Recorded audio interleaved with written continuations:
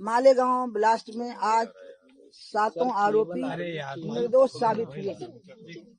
इसमें से मैं सबको नहीं जानती थी, लेकिन साध्वी प्रज्ञा और कर्नल प्रसाद पुरोहित को मैं जानती थी नाम से। साध्वी मेरे को बहुत प्रिय थी। इससे नई बात सामने आ गई कि एक भगवा आतंकवाद की थ्योरी रची गई, जिसके जनक हमारे मध्य प्रदेश के पूर्व मुख्यमंत्री दिग्विजय सिंह जी थे और वो राहुल गांधी के इशारे पर ये काम कर रहे थे। पूरी दुनिया में हिंदुत्व को बदनाम करने के लिए इस्लामिक आतंकवाद के मुकाबले में भगवा आतंकवाद शब्द को बनाया गया और उस शब्द को प्रमाणित करने के लिए बहुत बेकसूर लोग इसका शिकार बनाए गए, जिसमें साध्वी प्रज्ञा थी, कर्नल प्रसाद पुरोहित थे और अन्य लोग भी थे। इतनी प्रताड़ना हुई है, आप कभी कर्नल पुरोहित के बारे में जानकारी करें। उनको शारीरिक प्रताड़ना इतनी, उनके नाखून निकाले गए हैं, उनके बाल नोचे गए हैं, उनका इतना फिजिकल टॉर्चर हुआ। और प्रज्ञा ने तो एक महिला जितना कष्ट झेल सकती है उससे ज्यादा कष्ट झेला। मैं सबसे पहले प्रज्ञा को नासिक जेल में मिली थी। उस समय प्रज्ञा ने जो मुझे वर्णन किया था, उसके पहले से मुझे वो सारा पता लग गया था, क्योंकि एक पुलिस अधिकारी के द्वारा जानकारी हुई थी कि जब वो कस्टडी में थी पुलिस की और उस समय पर उनको कितना बुरी तरह से टॉर्चर किया गया था। मैं अब ये चाहती हूँ कि ये तो बरी हो गए, उनको किस अदालत में अब सजा सुनाई जाएगी जिनने भगवा आतंकवाद की एक कल्पना की और इस्लामिक आतंकवाद का मुकाबला करने के लिए और इस्लामिक आतंकवाद का अपयश कम करने के लिए भगवा आतंकवाद के द्वारा पूरे हिंदू समाज को बदनाम करने की चेष्टा हुई। उसमें प्रज्ञा, कर्नल प्रसाद पुरोहित और अन्य जो नाम हैं उनको शिकार बनाया गया। अब ये लोग किस अदालत में सजा पाएंगे?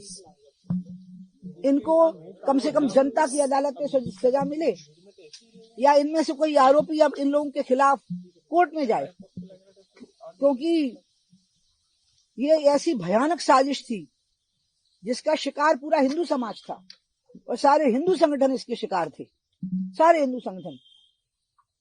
अगर प्रज्ञा और कर्नल पुरोहित ने शारीरिक प्रताड़ना झेल ना पाते और अगर वो नाम ले देते जो नाम उनको देने के लिए कहे गए थे, तो बीजेपी के और अन्य राष्ट्रवादी संगठनों के बहुत सारे अधिकारी और नेता जेल में होते।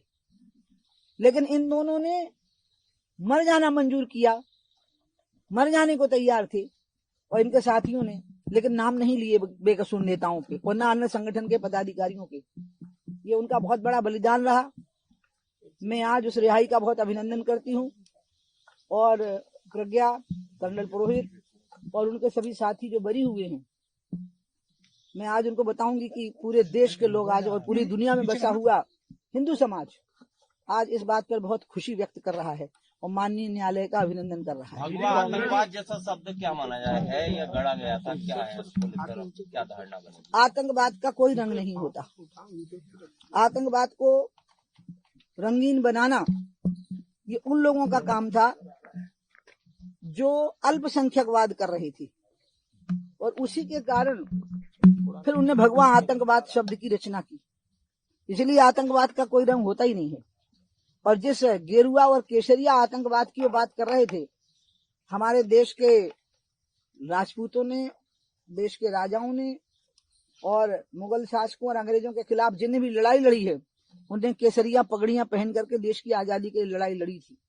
इसलिए जिनने ये महापाप किया है कि भगवा आतंकवाद शब्द गढ़ा, फिर उसको साबित करने के लिए बेकसूर लोगों को, मुझे इतना दुख होता है सोच के कि एक कर्नल को कितना शारीरिक प्रताड़ना दी गई, इस साध्वी को, प्रज्ञा को कितनी प्रताड़ना दी गई आप कल्पना नहीं कर सकते हैं। फिजिकल टॉर्चर हुआ और ऐसे कितने लोगों का टॉर्चर हुआ होगा जिनके नाम सामने नहीं आ पाए हैं। स्वामी असीमानंद का टॉर्चर हुआ और इस सब की बदौलत है कि आज हम लोग सरकारों में बैठे हुए हैं। दिग्विजय सिंह चिदम्बरम और मैं तो माफी ही नहीं मांगनी चाहिए, इनकी तो सजा होनी चाहिए। मुझे पता नहीं इनकी सजा का प्रकार क्या होगा, लेकिन चिदम्बरम, दिग्विजय सिंह, राहुल गांधी इन सब की तो जघन्यतम सजा होनी चाहिए।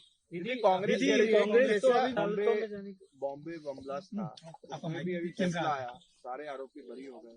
सरकार इसी तरह से इस मामले की भी अपील सुप्रीम कोर्ट में होगी। ये कांग्रेस करे कि कोर्ट जाना चाहिए सरकार। अपीलेबल मामला है, कमलनाथ ने भी इस पर बोला है कि अपीलेबल है। जो भी लोग बोल रहे हैं ये वो लोग हैं जिन्होंने हजारों सिखों को जिंदा भूना था, खुद भूना था। इसलिए ये तो ही आतंकी और हत्यारे स्वयं। इनने उस समय 10,000 सिखों को जो भूना था, उनका जो नेतृत्व किया था, उसमें कोर्ट से भी जो दोषी माने गए थे उसमें से यही लोग तो थे।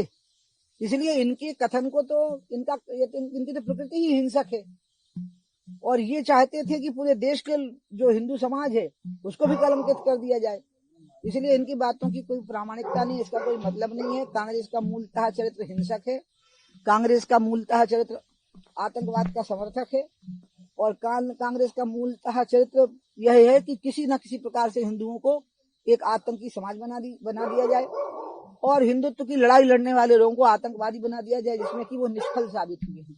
कल अमित शाह जी ने पार्लियामेंट में कहा कि हिंदू कभी आतंकवाद में बात की। हाँ, तो वो तो हम पहले से ही कह रहे हैं ना, जो अमित कह रहे थे पार्लियामेंट में। और आज कोर्ट में